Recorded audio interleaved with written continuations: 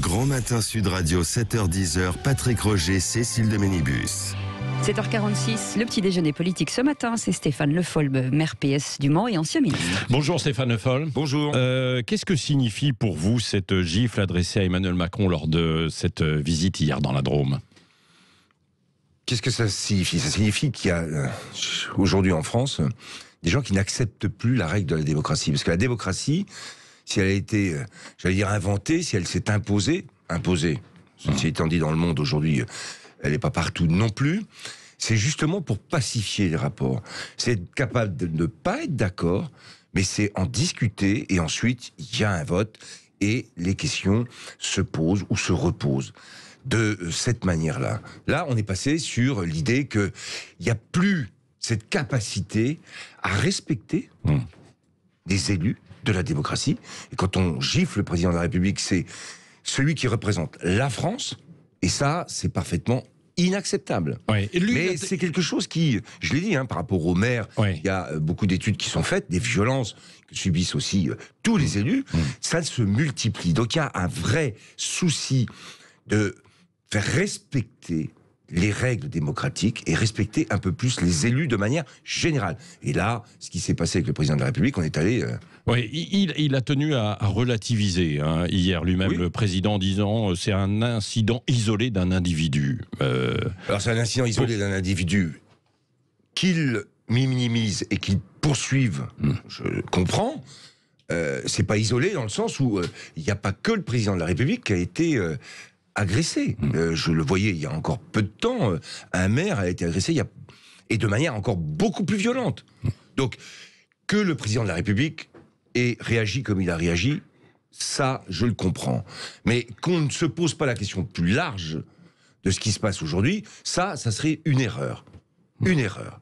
Et cet irrespect total, avec cette gifle qu'aurait pu être beaucoup plus grave s'il y avait eu n'importe quelle arme dans la main de ce personnage, ça pose quand même des questions. Mais est-ce que ça veut dire que les politiques eux-mêmes, dans leurs propos, doivent se responsabiliser, faire attention à chaque mot utilisé ? Moi, je pense que, bien sûr... Quand on a vu ce qui s'est passé autour de Jean-Luc Mélenchon ce week-end, et puis ensuite les réactions derrière. Tout ce qui va être excessif, et dans les propos, avec des violences verbales, tout ce qui va conduire justement à laisser penser que tout ça, c'est normal. Que dans le système médiatique, on peut s'invectiver continuellement, sans d'ailleurs, au fond, répondre vraiment aux questions, ni apporter des solutions. Tout ça, ça participe d'un climat qui, à la fin, fait qu'un certain nombre de nos concitoyens peuvent penser que tout est permis. Non, tout n'est pas permis. Oui. Vous avez été donc au plus près de François Hollande, aussi lui-même qui avait été enfariné. C'est-à-dire que finalement, c'est pas complètement nouveau. Non, c'est pas nouveau. Alors, il avait été enfariné, c'était pendant la campagne. Oui. C'était pendant la campagne, je m'en souviens. C'était pendant la campagne. Après, vous avez aussi Jacques Chirac et ce tir de carabine. Enfin, je veux dire, on sait qu'il y a des risques. Oui. Et la sécurité des présidents est suffisamment assurée ou pas ? Alors après, ça, c'est des questions qu'on va se poser à chaque fois. Elle est suffisamment assurée. Elle est assurée. Mais après, face à un imprévu, souvent, il faut refaire un retour d'expérience. Alors après, il y a des solutions. C'est que vous allez plus au contact. Bon, et ça, une fois que vous êtes coupé complètement, là, vous êtes en sécurité. Mais il n'y a plus ce contact nécessaire aussi en politique.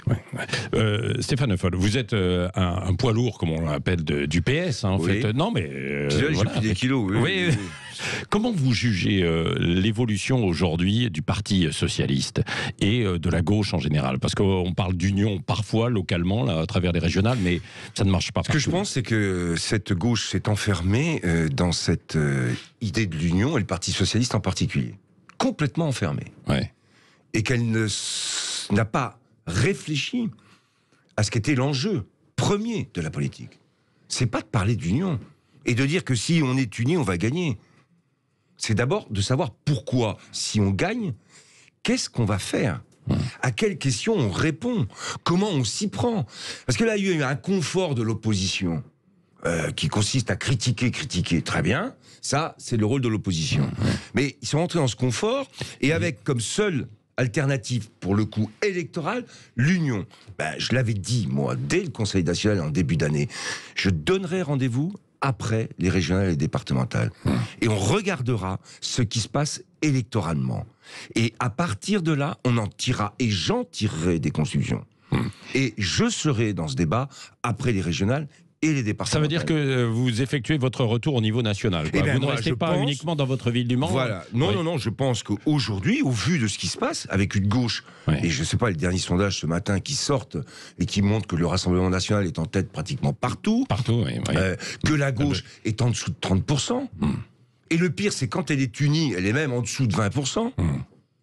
Et tout ça, c'est un choix stratégique qui a été une erreur.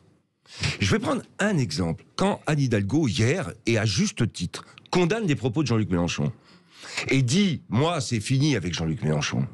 Moi, je me souviens que Jean-Luc Mélenchon, c'est pas simplement ses propos et l'amalgame qu'il a fait entre un acte terroriste et Papivoise qui me pose un problème. C'est les choix politiques qu'il porte depuis le début. Depuis le début. Et s'il y a de la politique à faire, c'est pas simplement dire « Ah, parce que Jean-Luc Mélenchon, il existe politiquement, c'est un fait. Donc si on veut gagner, il faut se rassembler, donc il va falloir parler avec lui. » Mais de quoi on parle ? De quelle gauche on parle? De quel projet on parle? Donc il faudrait une ligne claire aujourd'hui à gauche et Absolument. Et même sur la question d'écologie, sur... la question du débat sur la croissance et la décroissance. Quand on va sortir de la crise qu'on vient de connaître, c'est quand même pas des petits sujets, c'est des vrais sujets. Où ont-ils été abordés? Non, il fallait d'abord parler de l'alliance. Ouais, mais et on le voit, les rassemblements que a initié Yannick Jadot, ça faisait des belles photos, je l'ai dit, c'est pareil, mais ça débouche sur quoi? Sur rien. Oui. Puisque vous parlez de votre retour après ces régionales, il faudrait aller vers quoi? Alors vers des états généraux peut-être de la gauche, essayant de rassembler en tout cas, il faut une réflexion de fond sur... D'abord, les choses ont tellement changé et la crise a accéléré des changements de rapport, j'allais dire, non seulement à la politique, mais qui nécessitent aussi de la part des politiques de comprendre ce qui s'est passé. Quel est, dans le monde d'aujourd'hui, les enjeux qui se posent. On le voit, l'arrivée de Biden a fait que, en une déclaration, le G7 s'est mis d'accord pour obtenir une imposition minimale sur les multinationales. Je ne sais pas si on se rend compte. On discutait des taxes sur le GAFA, tout le monde se... là, une fois. Et l'Europe suit, tant mieux. Le G7 suit derrière, parfait. Qu'est-ce que ça signifie ? Ça signifie que sans multilatéralisme, sans discussion à l'échelle du monde, vous pouvez poser tous les problèmes.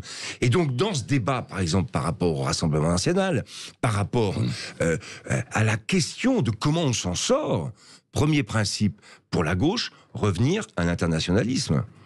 Donc au multilatéralisme. Quand je vois Arnaud Montebourg qui ressort plutôt, et qui pose le débat en termes de souveraineté, de souverainiste, j'ai envie de lui dire, mais est-ce qu'on a bien compris? Est-ce que vous avez bien compris dans quel état du monde nous sommes?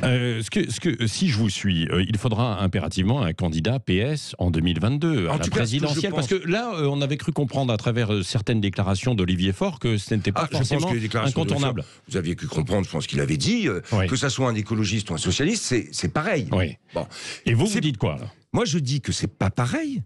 Pas parce que l'écologiste serait un problème. Il porte une aspiration profonde, en particulier de la jeunesse, pour sauver et régler le problème du réchauffement climatique. Et ça, je le partage.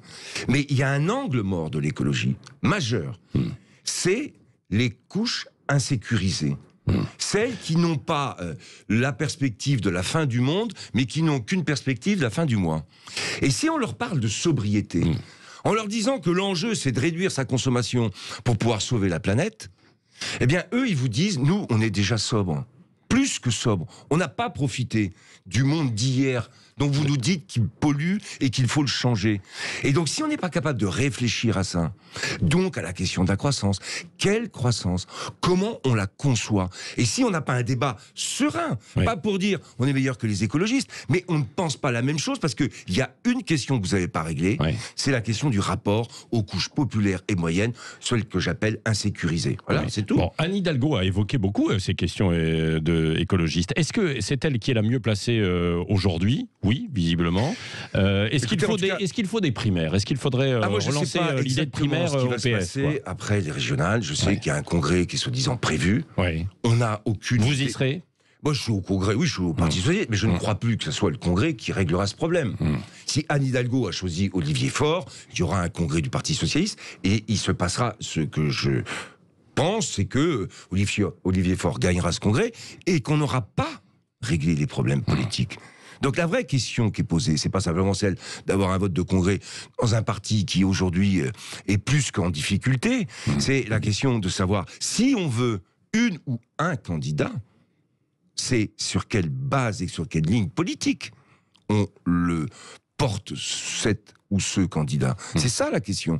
Et cette question, elle est posée nulle part. Donc il va falloir la poser, et clairement. Mais une primaire, oui ou non alors? Ah ben moi après, ce que je pense, c'est qu'aujourd'hui on n'a même pas il n'y a pas une proposition sur la table pour savoir comment on désigne un candidat ou une candidate.